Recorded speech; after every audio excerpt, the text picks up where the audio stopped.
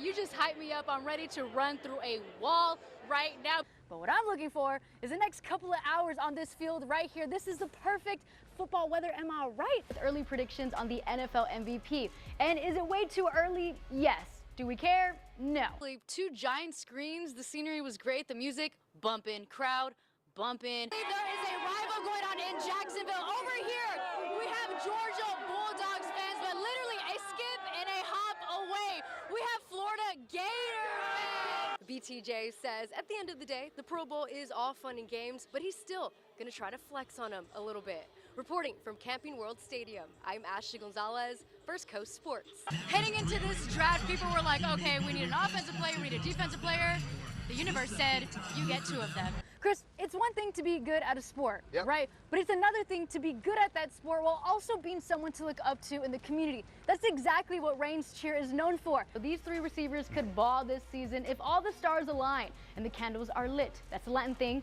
We knew pretty early on that this team was probably not going to win the division or make it to the playoffs. 1933, and we have some Georgia and Florida fans who have been coming here for a very long time. Jackie in particular for 70 years. A healthy offensive line is a sight for sore eyes for Jaguars fans. 9 times out of 10, we're talking about the Jags, college football, and high school football. But tonight, I'm shining some light on middle school football. And it's easy to point at QB1 Trevor Lawrence, but Doug Peterson is saying he's working to improve the team around him, starting with that offensive line.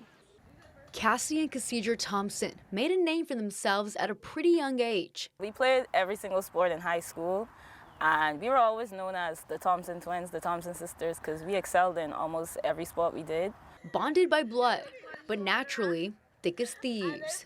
That's until September 2019. Hurricane Dorian, Category 5 storm hitting the Bahamas, heading for the southeast. One of the strongest Atlantic hurricanes in recorded history. So we actually was home when we got hit by the hurricane, like we lived there. And during that time, the hurricane sat on our island for 2 days, moving 2 miles per hour, didn't move at all. And the whole island was completely underwater. Everything got damaged. Because Hurricane Dorian didn't leave much behind for the Thompsons, Cassie, the older sister, decided to move to Florida to keep her track career alive. But that meant for the first time, the Thompsons would be apart. It was always just Cassie and Cassidra, Cassie and Cassidra. And after a while, you just hear Cassidra, Cassidra, Cassidra, Cassie, Cassie, Cassie. It was kind of tough, I can't lie. Like, there's days I would be like, I want to go home, I want to go to my sister, I want to go to my other siblings. But I realized being here, it was a blessing. The Thompsons reunited on the track here at Jacksonville University in 2023. They're teammates again. And since wearing the same jersey, they've produced some of their best performances. The Thompson sisters, Cassidra handing off to Cassie, Cassie handing off to Cassidra. Cassie and Cassidra had a tremendous year being a Dolphin. Like, honestly, it's been the best feeling ever. Ashley Gonzalez, First Coast Sports. Last football season, I introduced you to Edward Waters' first ever female football player, Shelby Tokash. After our interview, she mentioned something that I think deserved its own spotlight. She said, oh, by the way, I have a son. So we sat back down, this time with her 2-year-old son, Weston, to talk about life on and off the field. Because for Shelby, football isn't her only full-time commitment. It's like, what? You play football? And then, you know, if I add on top of there that I've got a little one, the jaw just kind of drops. Shelby Tokash isn't just making history in pads and cleats. She's also making lunches, planning nap schedules, and juggling classes. Her day starts long before sunrise. I have Weston, you know, pretty much all day. And then when football practice, I'd have to leave my house at around 5:30 to get there.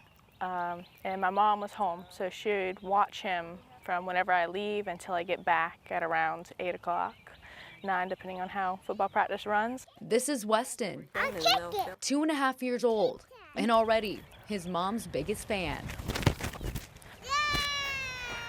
But when mom's at practice, he notices. And luckily, Grandma, Shelby's mom, is there to help. For bedtime, nighttime, whenever my mom would put him to sleep, you know, he'd always ask for me, and she'd tell him, Mommy's at football, Mommy's at football. And so he'll repeat that, and then he would go to sleep, knowing that I was at football. Once Shelby's back home, it's straight to studying. Sometimes he'd be asleep and I would go straight into schoolwork, and other times he'd be awake, so I'd be up with him and wait till he goes to sleep and then start my schoolwork.